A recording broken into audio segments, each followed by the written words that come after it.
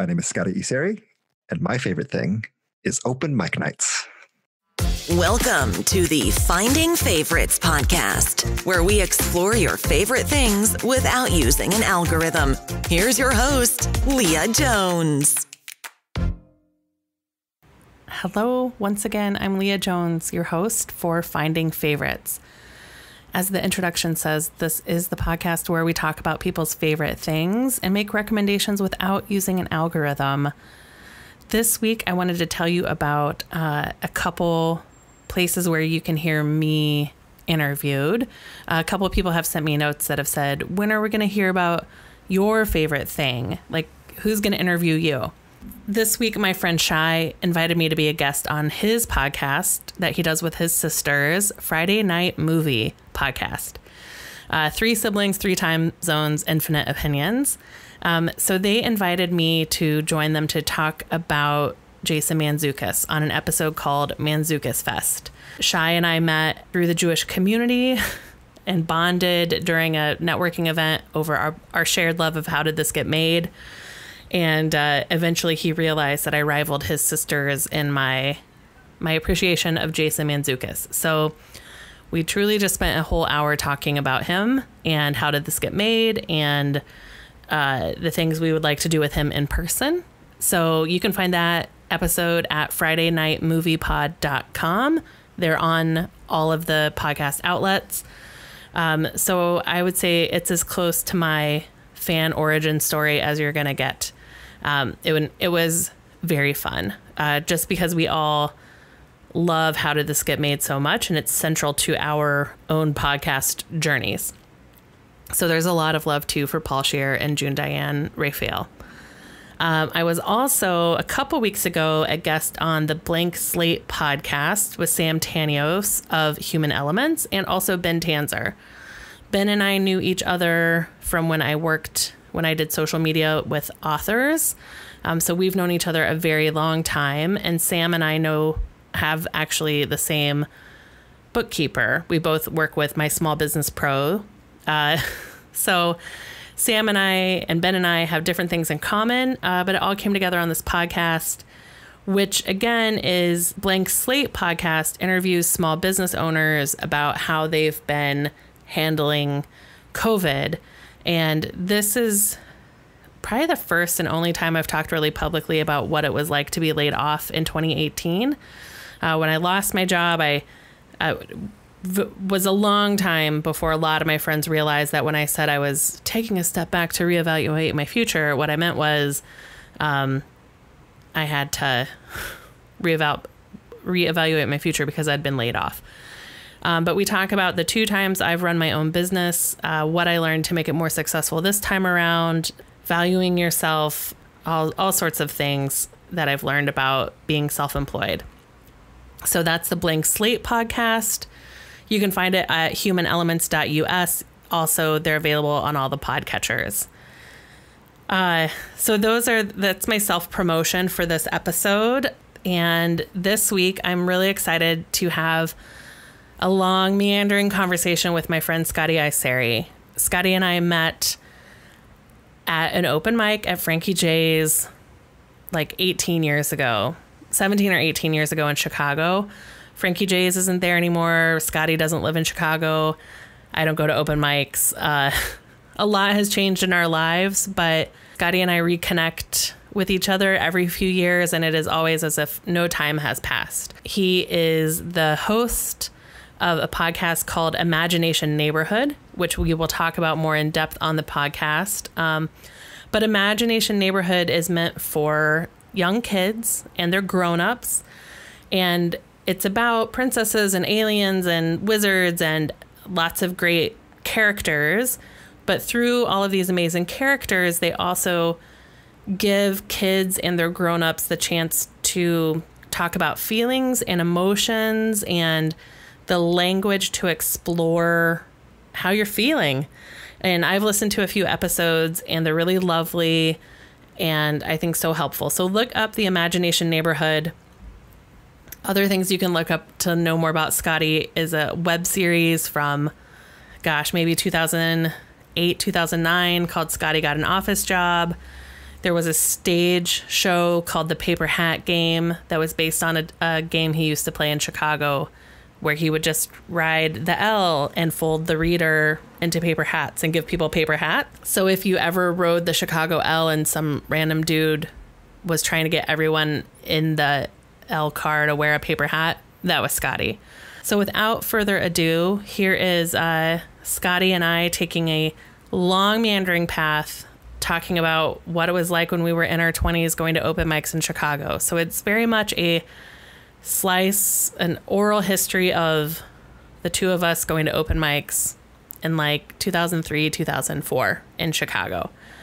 I hope that you are still able to stay home, stay safe, wear your mask, and wash your hands. Have a good week.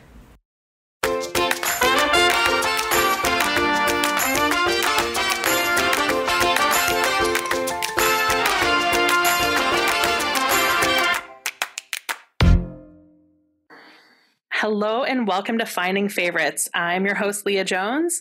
This is the podcast where we have conversations with people about their favorite things, and it's about getting recommendations without using an algorithm. I am so excited for the conversation we're about to have because it's not just going to be a conversation about a favorite thing. It's definitely also going to be a trip down memory lane, I suspect. I am joined today by my very good friend, Scotty Iseri. He is coming to us live from Portland. Scotty is the creator and host of the podcast, The Imagine Neighborhood. The Imagine Neighborhood is a podcast designed to help children and grown-ups grow their social emotional skills. Scotty also was the founder and creator of The Digits, helped teach kids about math using puppets and space adventure. Many years ago, when YouTube was barely a thing, Scotty went viral on the internet for a project called Scotty Got an Office Job. Scotty Got an Office Job, which was right around the time when he and I reconnected. But we are going to get into how we met, I believe, in this conversation. So, Scotty, how are you today? I'm all right. It's been a while since I've heard that theme song, but it may well be on my tombstone. So it will be, probably. Yeah. Your tombstone will be shaped like a flip camera in a Starbucks cup. So I will include a link to this in the show notes. Scotty Got an Office Job was a web series that you did. You had an office job and you would literally put your flip cam in a coffee cup with a hole cut in the side and have hijinks and shenanigans in the office and then edit it and release it to the internet. Is that a fair description? That is fair. What was not a fair description was of the Imagine Neighborhood podcast. What was not fair? Well, it does, in fact, it's designed to help kids and their grown-ups talk about their social emotional skills, right? That's the kind of like broccoli, here comes the airplane thing. It's really a podcast with like robots and princesses and dinosaurs and space marines and all the sorts of stuff that I like. And we have somehow like combined that with this very like pro-social, helping kids talk about their feelings kind of thing. So the Imagine Neighborhood is about great stories and fun times with a side benefit of learning. It's more like, don't tell your kids this is making them smarter kind of thing. Oh. Yeah. Okay, so it's the zucchini in a cake. Yeah, or it's the cilantro on a taco. It's the bit of greenery that.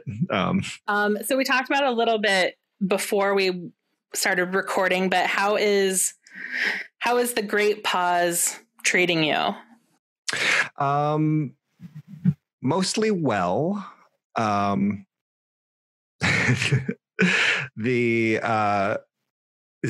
I have a young son, and I think like I have both like been very concerned for how it's been. Like I feel like I've been able to push off my own concerns about it by just sort of making sure that he's cool and that his life is all right, and like for the most part, he's very, very happy because A, he gets to have a little extra screen time and play more video games. And B, like he gets to hang out with me all day. And like, I'm not saying that to puff myself up. Like we get along great and we have a lot of fun and we do a lot of fun. You're a fun dad. I'm a fun dad. Thank you. That's nice of you to say. But yeah, like we get a lot of, and I've been thinking a lot about like whatever is at the other side of this quarantini that we're all drinking. Yes. There will be something, who knows what it's going to be. The dinosaurs could come back. Skynet could happen. We could have some sort of hippie utopia. Who knows?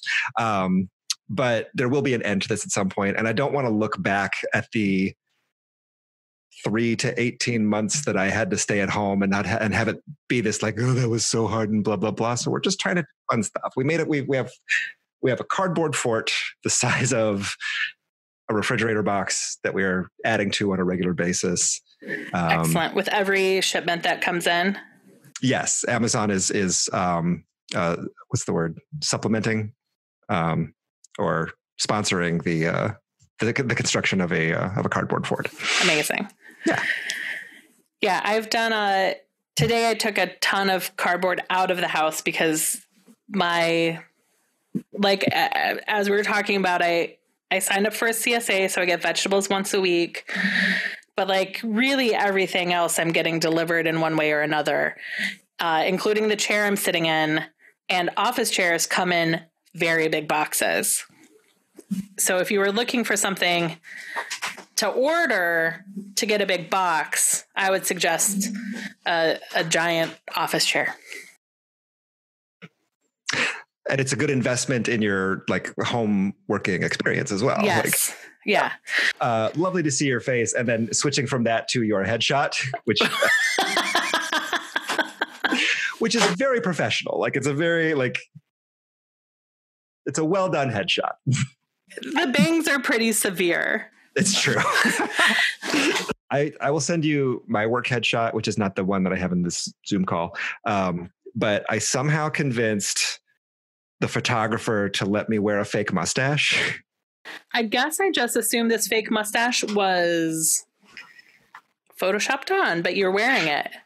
Yes. Well, I carry them with me.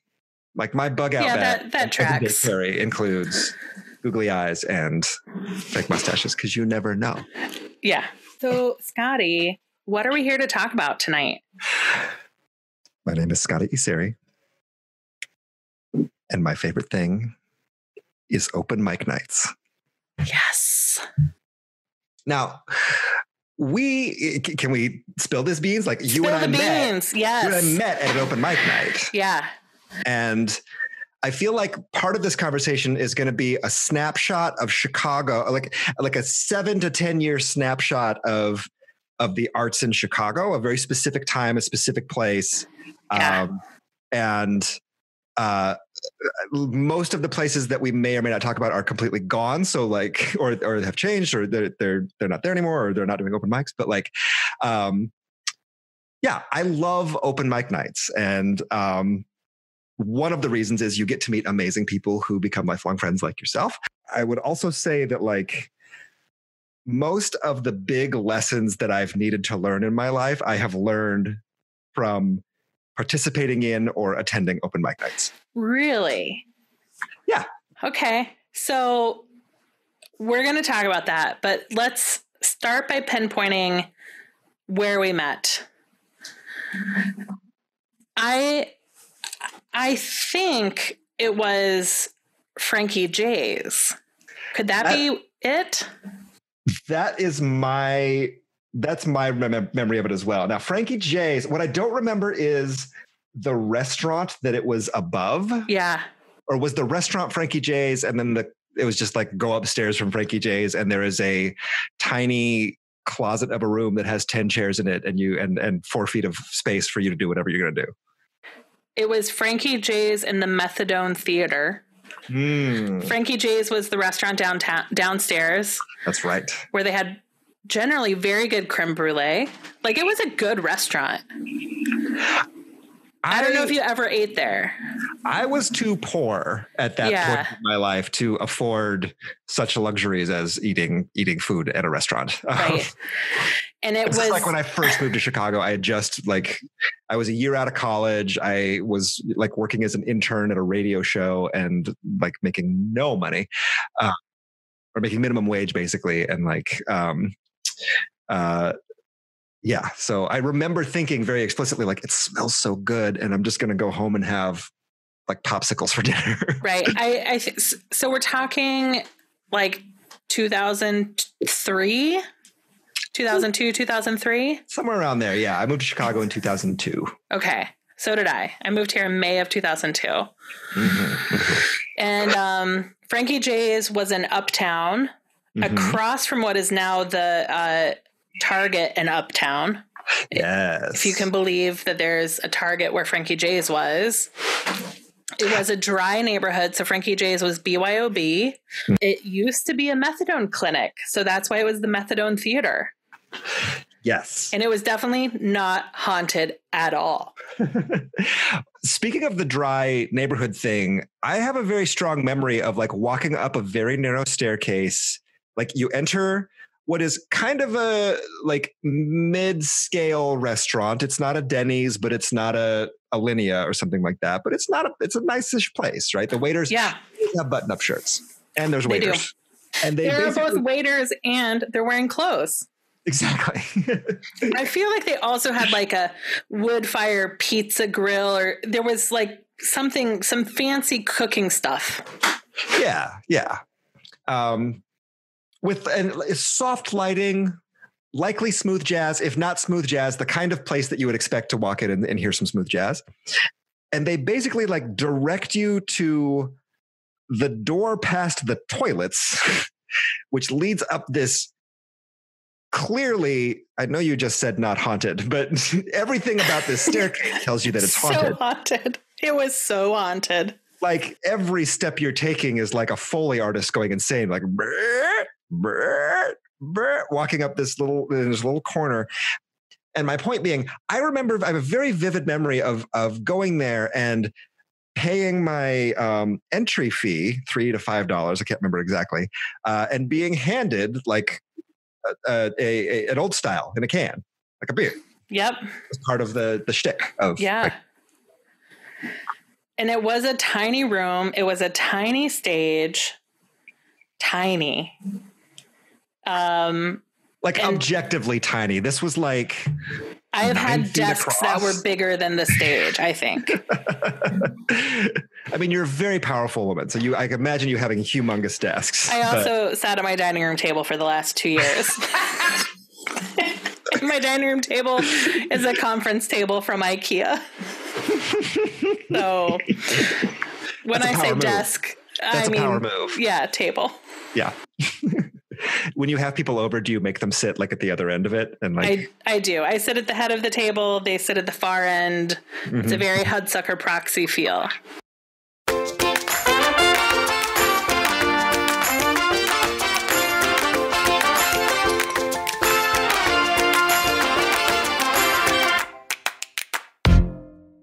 All right. So tiny stage, like maybe 8 by 4 feet.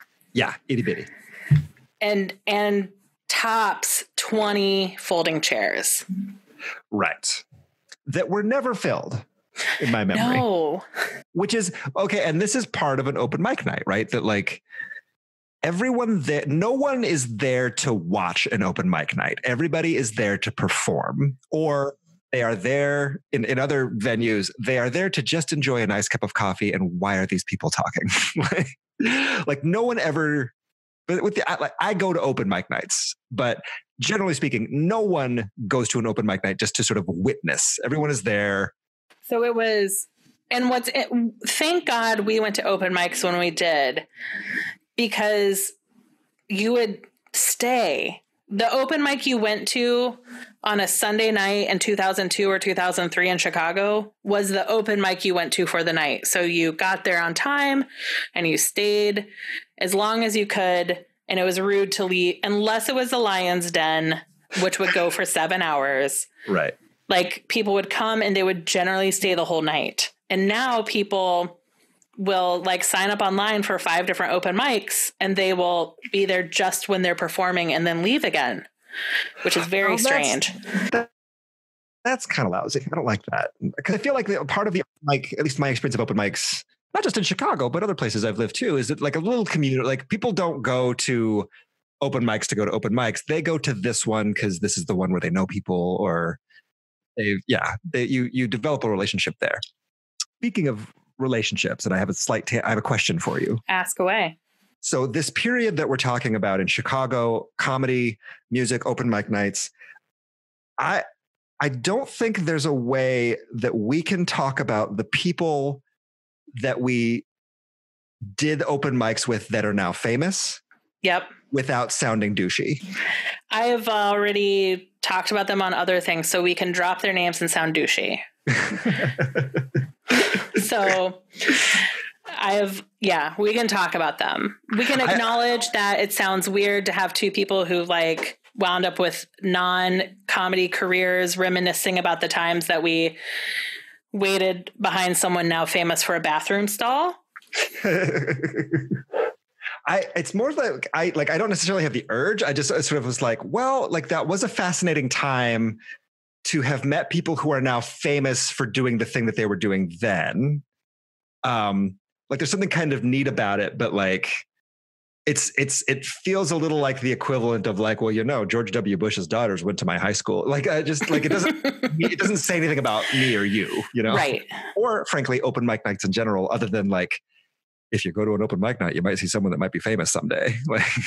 Right. Commit to going to an open mic nights for 2 to 3 years in a major city, and you have invested in a story to tell at cocktail parties 15 years in the future because someone you saw regularly will become famous. Yes. That person might have tried to sell you cocaine at some point, and you'll have that story. That person might have gotten blackout drunk at a toilet and been kicked out with their pants around their ankles. You'll have those stories. You have those stories. That is now like doing a BuzzFeed listicle about like their thirst value or something. I don't know.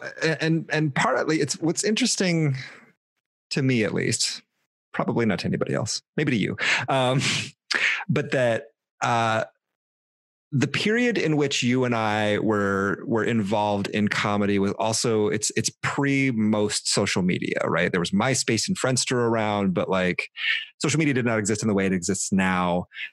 And not at all.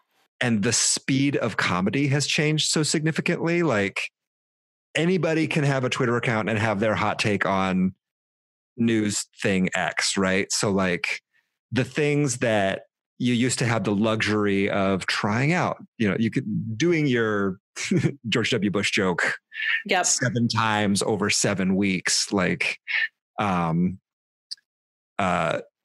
lets you perfect it. And now like, but maybe the other side benefit of that though, is that like, there's so much out there that things tend to get lost in the chuff. So if you don't, you can try stuff out on Twitter and then do it in your act. And like the people that are seeing it didn't see your tweet about it. I don't know. Like they didn't see your tweet about it, but what if they saw 20 other tweets trying the same? Yeah. I think we were so lucky to do comedy when we did it. Because, we were talking about Scotty got an office job, which was, what does that put us in 2000? That's like 2009 that you did that ish. I think 2007 was the first one. Like YouTube had only been like publicly available for a year or so. So yeah. I very much was lucky timing wise with that little thing. So most of us were carrying by 2007 Razor phones, and you were using a flip camera. Right. Which may not exist anymore. I don't think they do. Yeah. But the idea that we could go and do comedy and say dumb things and learn because one of my clearest Frankie J memories was like trying to riff on stage about my experience walking from the Wilson L stop to Frankie J's. And I said something about the local neighborhood color. And it people thought I said the local neighborhood coloreds. Oh, yeah. And there was this visceral reaction. And I was backpedaling to say like, no, I mean like, you know, like color. And I just kept like digging it deeper and deeper. But thank God I got to make that mistake in a room with no cameras. Right. And so I'm grateful for those times of, there were lots of horrible jokes that people told every week that didn't get them canceled, but also you had the freedom to try a joke, find out from the room that was a bad thing to say, and never say it again. Yeah. And it just goes away. It's just gone. Yep. It's a weirdly safe space while also being somewhat dangerous space. Like you do have the like you can feel that chill go over a room, even in a room where literally no one is there to pay attention to you. Right. Like they might be watching for some kind of like, maybe they're looking for Schadenfreude. Maybe they're like,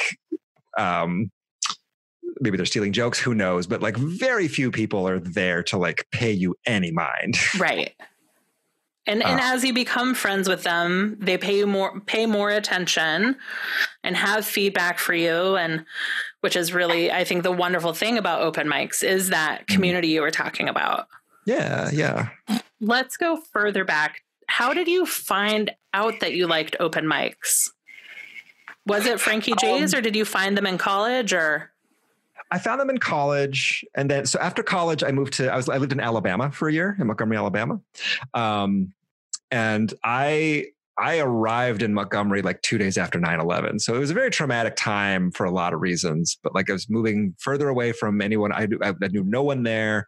But I had these sort of warm fuzzies of like my college coffee shop open mics where you can just go and mess around. And like, so I would do open mics in Alabama. And I tried so hard to find the name of the place that I would go in Montgomery, but like I was one of like 2 non-Black people that were in this room. It was like very much a like slam poetry type thing. Okay. And I'm up there like doing silly limericks or here's a song I wrote about my butt. Here's a song I wrote about my butt. Like, and I think in that room in particular, like there was an initial, like the first couple times I was like, what is this person doing here? And then eventually they're just like, oh, that's the guy that comes and does the butt songs. Hey, here's a song about his butt. So I found at a time in my life when I was really like unmoored, I had no like close friends or family nearby. I found this little kind of community that would not necessarily, that like I would not see them any other place, but I would see them there. And it's the norm factor, right? You walk into a place like norm, you know, a place where everyone knows your name. And so I sought that out again when I moved to Chicago. And like literally Frankie J's was just the closest one to my apartment. Yeah. So that's how I discovered that one. Yeah. And that's when we would find out about open mics in the Reader. Yeah. The Chicago Reader. Yeah. Which I don't acknowledge as a newspaper ever since they changed format, which made it not good for paper hats, but that's another story. But there was one point I wanted to make about like the audience at an open mic, like not there to see you. And like, this was a big takeaway that I took, was that like, it's so freeing when no one cares what you're doing, right? Like everyone is there to perform and they're not watched. So you might as well suck. And then you get that sucking out of the way. And as you start to become good, you kind of have to demand their attention in a way. Mm-hmm. So being in a place where no one cares about you, you either like make them care about you through persistence and talent, or you don't care, right? Like you have to sort of live in this weird vacuum of no one really wanting you to do what you're doing. And then you have to kind of win them over. Every week. And it is the hardest audience because they are just as judgy, right? Like even though they don't care, there is a weird, like, I don't know if there's a competitive thing or a jealousy thing, or maybe those are the same words and those are practically synonyms for each other in this context. But like, yeah, you just you have to earn a little bit of you have to earn the attention that you're getting. Yeah. And especially since, at least initially, we were both solo acts. I always was, but you were sometimes with your band. Meaning with my roommate. Sometimes you were solo and sometimes you were with your band. Yep. I think it was Josh Chaney or Steve O'Harvey, rest in peace. One of them had a joke where they said, stand-up comics are lone wolves who run in a pack. I think it was probably part of a larger comparison to improv, or that's where I've put it in my head. But it was open mics, especially the ones that were just stand-up, were so weirdly competitive because ultimately you have to be better than the other person if you're going to make it in stand-up comedy versus improv, where, you know, like if you look at how UCB people, currently UCB is the school of choice, and you know, before that it was IO, and like really that UCB people, one person goes up a level and then they pull another 20 UCBers up with them. And stand-up comedy, although we've seen some of the people we did open mics with show up in each other's shows, there's not the clear, I take a step forward and I bring these people up with me progression to like solo comedy. That's true, but I do think there is a bit of a fallacy about it being a zero-sum game. Because like the jokes that you had were not anything that I could do, and the butt songs that I would do were not anything that you could do.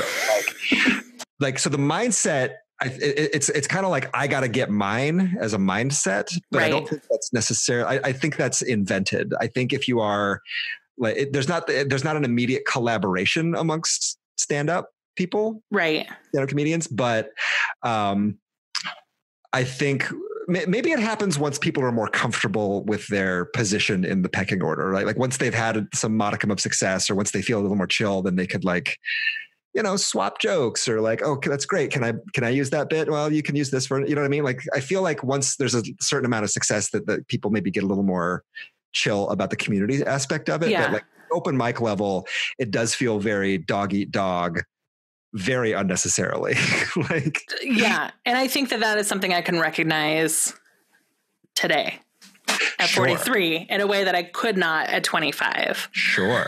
Yeah. 100%. Yeah. There's someone, I think so I listen to a lot of podcasts now about the business and art of stand-up comedy, where people talk about how they get things done. And I think it's Emily Heller who like twice a year plans a retreat, and a bunch of women comics go, and she creates a writing schedule that's like prompts, exercises, punching up each other's jokes, writing jokes for each other.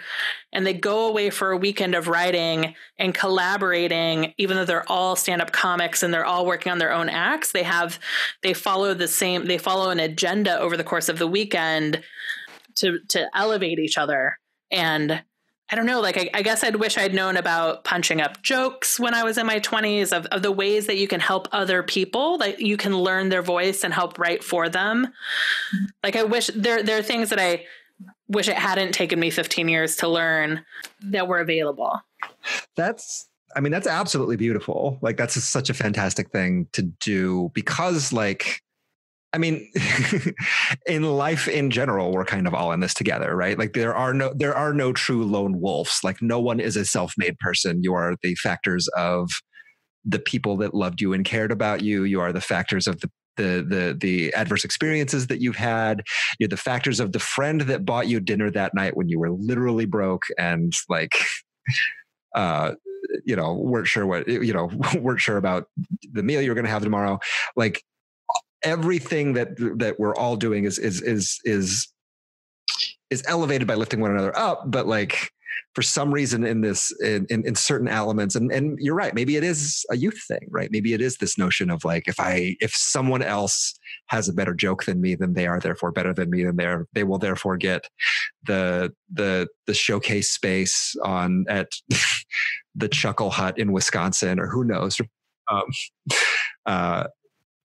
had the interesting experience of like, because I had kind of a musical comedy act, that I did a whole bunch of different kinds of open mics, and like would go to ones where it wasn't necessarily comedians or comedian. It wasn't just comedy. It was like, you'd have a band, and then you'd have spoken word, and then you'd have some unclassifiable thing that you could only, like, the word you could call it is art if you're not using more derogatory language.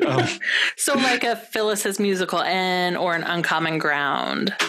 Yeah. I mean, the place that I really felt sort of most warm and loving towards is the Heartland Cafe. Yeah. Up off the Morse stop, and also RIP. Yeah. Sadly. My so many of my memories of Chicago are sort of based around, like, I may not be able to remember the name of the place, but I can remember what the transit lines were to get there. Absolutely. But yeah, the Heartland Cafe was a very like hippy dippy, I say that with love, restaurant that would, host DJs, and they'd have bands show up, and then like the Wednesdays was their open mic night, and you got 10 minutes, which was a whole thing. Wow. Like, but also no one paid attention to that. So somebody would go along I remember there's a guy that had essays that were, I could never tell if he wrote them down in advance or not, because he would show up with a notebook that he would bring on stage with him, and he would never look at. Wow. But he would talk for literally 20 minutes in long, discursive, pointless diatribes about things that were neither like funny nor tragic, like right, like a Seinfeld routine without a punchline. Like, did you ever notice that the train gets very dirty at the end of the day, and you probably shouldn't, like, you should probably wash your hands after you get home because of how dirty the train is. Like, no attempt at humor or arc, no expectation from him that we were going to laugh at it. It's fascinating stuff. What was the age range on him, you think? I would have guessed, I mean, in my memory, he's a billion years old, but now in my 40s, I'm like, oh, he was probably 50, like early to mid 50s. Yeah.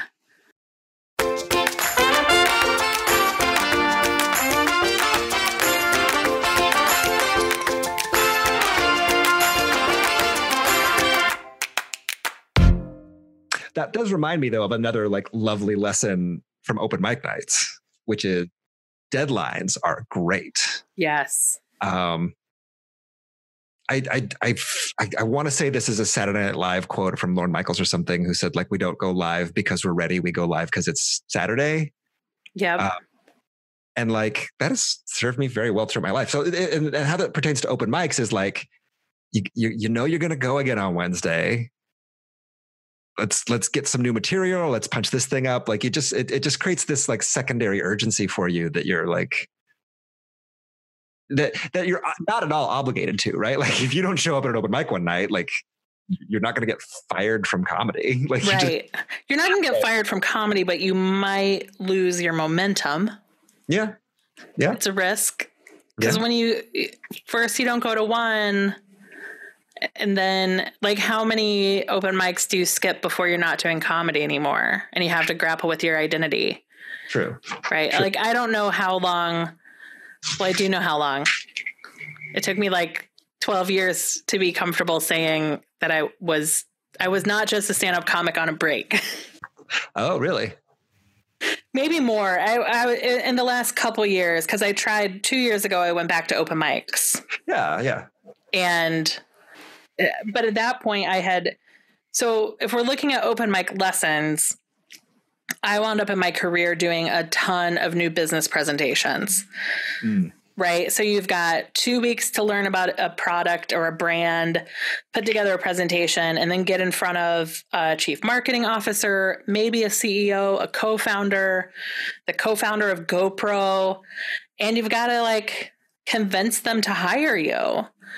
Right. And when people at the agency would say, Leah, how did you get so comfortable doing new business presentations? Mm-hmm. And I'm like, at the Cubby Bear.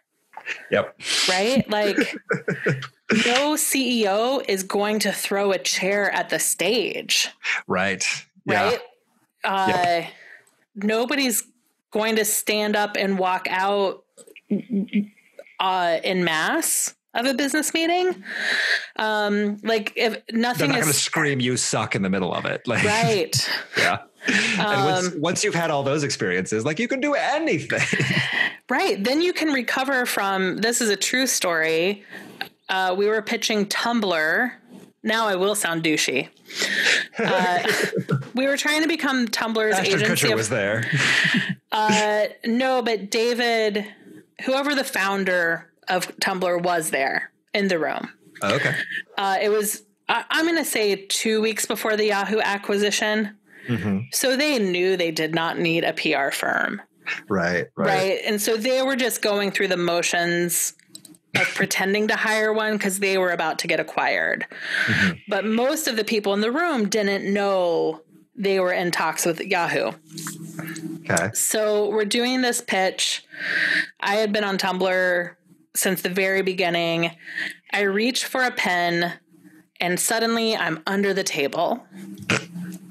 My chair has wheeled away from me and I'm literally under the table looking at the founder of Tumblr's feet. And I have to stand back up from under a conference table and continue with a presentation. And I get back and I find my chair and I sit down. And one of the people from Tumblr was like, "Oh yeah, we should have told you guys that chair's got some problems, but you really did that better than anyone ever has before." And that's open mic nights. Open mics teach you that when you fall under the table, you can get back up. Right. Well, and what are your choices in those instances? Like, you can back up and get on with your day and try to make the best of it, or you can, I don't know, explode, cry, run out of the room, freak out. Like, the options are not good other than, like, own it and roll forward. You know? Yeah. It was very funny. That is so funny. We did not win the account. Well, we're about to be acquired by Yahoo. So, can I run a memory by you that I'm not sure is real, and I want to confirm it? You may. Or bust it, right? Mythbusters right here, right now. And it's entirely possible that this exists and other people might have a memory of this, and maybe you weren't, maybe this guy only did this once and never again. Who knows? But so I have a very strong memory. I want to say it was Shuba's, but I don't remember if they did comedy or not. But I have a memory of a comedian, white dude. Narrows it down. Yeah, I mean, everything I was about to say to describe this person would have not, like, white dude, flannel shirt, Converse sneakers, like, unshaven, sloppy hair, slightly balding. Like, there's nothing about that narrows some guys out. There were some people that still had day jobs and wore suits. So okay. I've taken out 2 white guys in good clothes. Okay. Here's my memory. He gets on stage looking like pretty much everybody else, every other comedian that has come up so far, except he carried a saxophone. And he didn't acknowledge it? Well, that's the thing. Here's my memory of it. He told some jokes and the jokes were not important. It was fine. It was neither like brilliant nor terrible. But he's got this saxophone that he's holding the entire time and he never played it. Does that ring a bell for you? Is that anything? Did I have this in a fever dream? You didn't have it in a fever dream. Nor was it like, I'm the guy that just carries a saxophone like a bit kind of thing. Right. Like, he was holding it the entire time as though he was going to go blah, blah, blah, punchline, squada, da, da, da. And like, that, like, going to do something, but it never came up, and I have so many theories I've thought about this guy so much in the last 15 years, like came up with like I've got multiple storylines of what this guy was trying to do. Like, did he have saxophone riffs that he just chickened out on? Was he trying to like, was it performance art? Was it Chekhov's saxophone? Like he introduces the Right. saxophone, never comes up again. I don't know. And first of all, I wasn't sure if this was a real thing that happened, but two, like, regardless of whether it did or not, I want to like read a short story about this dude somehow. Man, I feel like it's almost scratching an itch, right? Like I can see it, but also I played saxophone in a marching band. So like people standing around with saxophones and not playing them is something I was around a lot in high school. So am I like putting a high school marching band memory on top of Shuba's? Or could he have been, because last time I went was the Shuba's open mic you went to upstairs or downstairs? I believe it was upstairs. Because right? Like a band could very well could have been playing downstairs. And the saxophonist could have like come upstairs and try comedy and then come back down and play his set. That could have happened. That's an even better narrative. I had all my narratives are like, this is a comedian who had a thing and either failed to do that thing or the thing didn't quite work or like, but it's oh wow. What if he was just a musician who was by chance like competent at comedy, and while he's waiting, he's like, I'll just go try out my 5 minutes upstairs and I can't set my saxophone down because it might get stolen or something. Like, wow. But it sounds to me like something that Mike Wiley would have done. But Mike had his beard at the time was smaller, shorter. Mm-hmm. Now he's got like a massive beard. Mm-hmm. But I feel like if I had to put a name on it of a comedian, my guess would be Mike Wiley. Okay. While we're doing that, I guess my point in bringing this up is like, there are reasons to go to an open mic besides performing at one.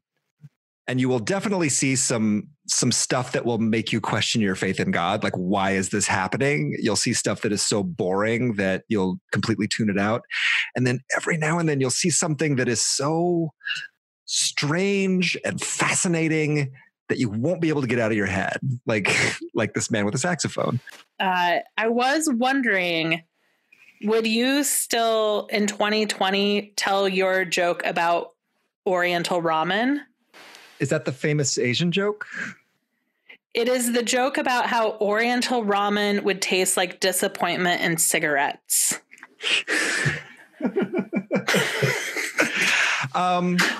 Was that you? That doesn't ring a bell, but it also like rings like that tracks with how I have felt about and dealt with my racial identity over the last 20 years. I don't remember that. I don't remember doing that. I don't remember myself doing that joke, but I'm not going to rule it out because I think one of the problems with that joke, let's say it was me, I don't automatically always read as Asian to a lot of, I get read as Middle Eastern or white guy with a tan or something, or when you look at me, people don't automatically assume Asian. And so me telling Asian jokes, I lose that, like that, the comfort that the white audience would get by an Asian telling an Asian joke. I suspect it would have been a follow-up to something like 98 pounds of half Jap love. Yeah. That 98 pounds of half Jap love is me.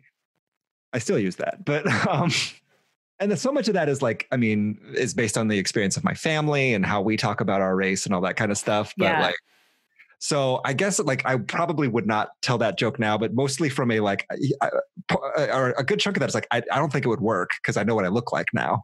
You had your There was the Jerry Falwell song. That I aged. do that again in a heartbeat. Oh, so good. So when he died, I thought that was going to kind of be the end of it.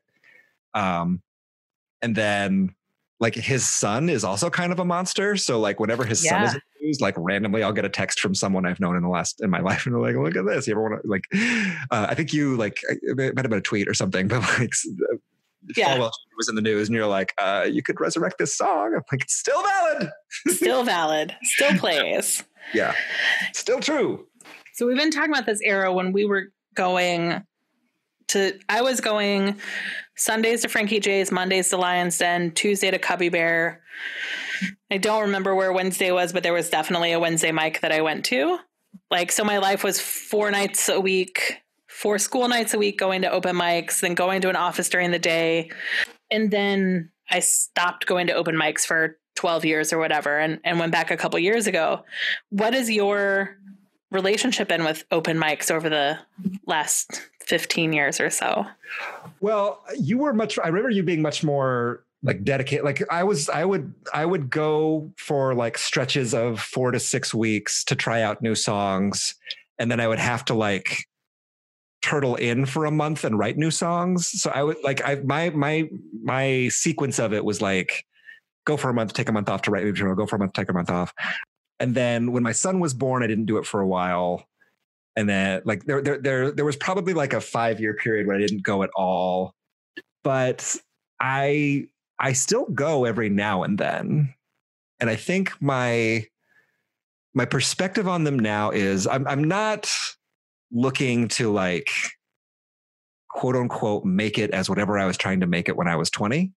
And even I feel like I grew out of that relatively. Like I feel like my experience of both open mics and then any kind of like modicum of success I had in performing, like that itch got scratched, you know? Mm-hmm. But I do still like to write songs and it's the songs that I write are usually ones that are silly. And so it just kind of works to go to like, if I've got a new song or two, I will go to an open mic and play them and be very satisfied that I did that thing that night. And like, I do feel like the community is very different. Like it's hard to like find that same sense of community that was there when I was doing open mics regularly. And that could be a function of not going regularly. It could be a function of the internet. It could be a function of me being older and maybe this is still a thing that people in their 20s do. And I'm just not in that demographic anymore. So it's a really fun thing to go do to, it's my equivalent of like shooting around a golf or, watching a football game with the guys. That's a thing guys do, right? Yes, it's a thing. Yes. Okay. Or, you know, if my board game group cancels, I'm like, I have to go to an open mic. Why not? The sad thing is, of course, now we're all being responsible adults and sheltering in place. And so like open mics are not around for a while. So a lot of like, you know, I would maybe go a few times a year, and because they're not available to me, I'm really kind of itching like, oh, it'd be so cool to go. And like, you know, I've got all this time to dink around on my piano. Like, do you know Taya Lux? She is now running. She did more improv when she was in Chicago. She might have been at the Tequila Roadhouse open mics. But she and Dan Telfer had started doing an open mic at a place called Geeky Teas in LA. And they're doing a Zoom open mic. It's super fun because people don't have to, like, for once you can do an open mic with people who live everywhere. Yeah. That would be kind of interesting because it would also like magnify the community aspect of it too, right? Like you're not like you finish your set and like, you'll get that awkward thing where like people are sort of silently clapping on Zoom. But maybe the point of it is like, once everyone's performed, like you can sort of have a little round robin about like, what do you guys think? And how do you, like, you can start building that in from day one. Yeah. I do think a big part of it for me was always about having some strangers in the room, and not part of it was like, I want to know that I don't know these people enough that they might have seen this before. But also like there's something, I don't know, there was something about it like those are the folks that I would watch to see it. Like my whole goal with an open mic was to see if I can get someone to like look up from their notebook for a couple seconds, like that was a big win. Yeah. A podcast. I did a open mic in Seattle last year that was very like acoustic guitar, folky, blah, blah, blah. And then I get up and I'm singing like, songs about my butt, and saw some dude in the corner who I know he was editing audio. So I've been saying like I got him to look up from editing his podcast for 30 seconds. Like that was a big win. Yeah, it's a huge win. All right. Did we get all of your life lessons from open mics? Because they've been so good. Thank you. The only other one, like the other big one for me was learning about reading the room. And we kind of just touched on it with like keeping an eye on what people are doing, right? Mm-hmm. Like we have both been in situations, and I imagine someone that listens to this might have also been in a situation where like a comedian has gone off the rails or something is happening on stage that is like, that you're just not okay with, right?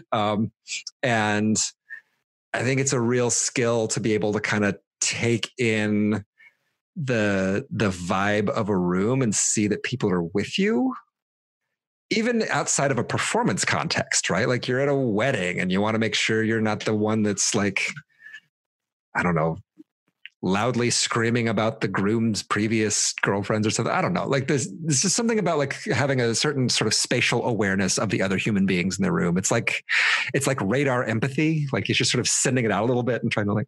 That's so interesting because I do think I have really high situational awareness. Like I know what's happening in a room, in a restaurant. And some of it I think is from having waited tables, but I think now that you're describing it, there is a certain kind of radar that you get going to open mics about what is happening, what is distracting, what do you just have to let go of because they're not going to look up or they're not going to change course. Yeah. That's interesting. I have a memory of you, and it's not really even a joke. I don't remember what the joke was, but you had a joke that didn't land well. And I remember so clearly you like, it's a tossed off thing. You said, well, you guys will laugh at that one when it's funnier, when it's better. And it was confident. It was a good save. Yeah. It got a chuckle, and it's a life philosophy, for crying out loud. Yeah. Yeah. You'll laugh at that when it's better. Yeah. Oh, good job, Leah, in her 20s. Well done, Leah. Yeah, it's so funny. Like, what are the memories that stick out? Because you came to Tequila Roadhouse too, right? Very rarely. Okay. Yeah. So that was like a real mixed bag. Yeah. But those guys are doing tonight. They're doing a live stream of their movie with like a cast talk back at the end. Oh, cool. Yeah. That's great. So that's neat. Yeah. It is nice to hear that people are still at whatever it is, right? Like my hope is that they are not like striving in vain for some brass ring that they're thinking of, but that they're just still making stuff, right? There's a lot of joy in just the making of something. And when you're a young maker of things, you're always sort of thinking of I will make this and then therefore this will happen. Yeah. And that era, that early 20s, mid 20s open mic is very much about that striving to make it but it was a harder path to see. At least now people going into comedy can listen to podcasts and listen to people explain the road of like, what is the path? The path was like Midwestern one-nighters, maybe like you could get on the college circuit, but ultimately you had to move to New York or LA. Mm-hmm. And I really like Chicago, so I wasn't going to move. And I just got tired. I mean, a life in show business is glamorous for like 0.1% of the people that are in it. I'm thinking a lot lately about my friends in Chicago that worked in theater. And theater is one of those jobs that's really also kind of a lifestyle and a passion. And I have friends that have worked in theater for 10, 15, 20, 30 years. They're not big famous names. They maybe they had a one-liner on Chicago Fire or something. Mm-hmm. It's, they're, and that's not to say that that's what their goal is, but like they're workaday people, right? And it's been taken away from them right now. And we're not sure when it's coming back or how it's going to look when it comes back. And like, I know that like I have wrapped up my identity in the various jobs that I've had over the years. And I just can't imagine like an entire industry being sort of flatlined and put in a coma, But yeah, I would love to see a revived WPA. Like I grew up in schools covered in WPA murals and art and so much of the, So I hope that there's a recovery plan for the artists in this country. Yeah. Yeah. I'm seeing like some discrete things about that. Like I've seen some like big granting organizations doing works like setting aside public money, and some of it is centered around Black Lives Matter. So they're focused on hiring Black artists to create various things about the period that we're living in. So there's glimmers of hope in that. It's it's again coming from the quasi-private sector, but should be something we're all doing, right? That's we all benefit from a little bit of art in the world. Yes. I'll tell you something else I remember. Like I have a very clear memory of the last time we saw each other in comedy. And then the first time we saw each other again in marketing. The last time we saw each other in comedy was Ryan had rented a whole nightclub for New Year's Eve. Yeah. I remember this. Right? Yeah. In like down on like Russian Division or it must have been an Old Town. It must have been really close to Second City. It was a fancier part of town that I was used to normally hanging out with. I remember that. Yeah. And it was like he rented out maybe with a bunch of his friends a nightclub, and there were wristbands involved and a very open bar. So we both went there for New Year's Eve. So I remember seeing you like we were like getting on buses or getting in the cabs at the end of the night. It was so much dancing all night long. It was a super fun. I remember you and me being the only ones dancing for a long time. Like it took a lot more booze for everyone else to get out there and dance. That is probably true. Mm-hmm. Yeah. But like probably one of the most traditional New Year's Eves I think I've ever had of like get dressed up, go out, go to a club. Yeah. Dance all night. It was really super fun. And then like we said goodbye outside the club, and then I didn't see you for years. Yeah. And I don't know, I guess I must have gone to London after then. So that might have been part of why I didn't see you, because I left. Yep. And then we were at a marketing conference where I was giving a speech, and we were like next to each other in the audience. Yep. And that is right around when he started doing Scotty Got an Office Job. Yeah. Yeah.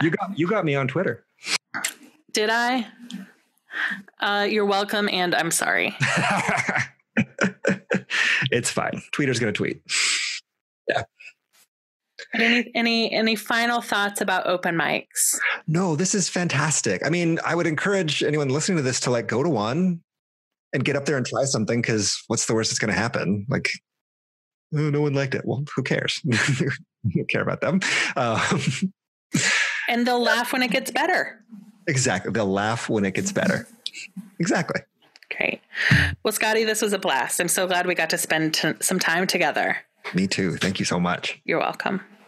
Thank you for listening to Finding Favorites with Leah Jones. Please make sure to subscribe and drop us a 5-star review on iTunes. Now, go out and enjoy your favorite things.